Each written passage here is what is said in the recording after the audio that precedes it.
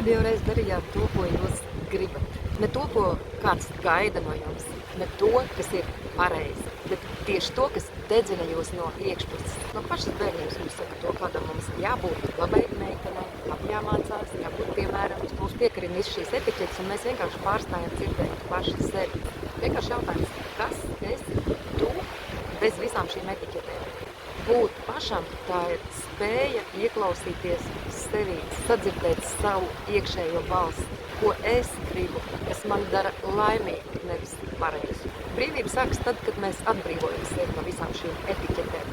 Tev nav jābūt ērtam, tev nav jāpakļaus, tu vari būt pats, un tu vari pieļaut kļūdas, izmēģināt jaunas lietas, doties tur, kur tavu dvēseli savu, vienkārši apstājies un sadzird sevi, kļūst brīvs no citu cilvēku cerībām.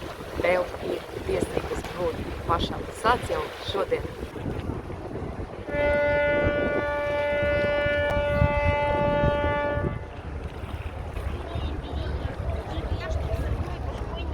Lasi aprakstu zem video.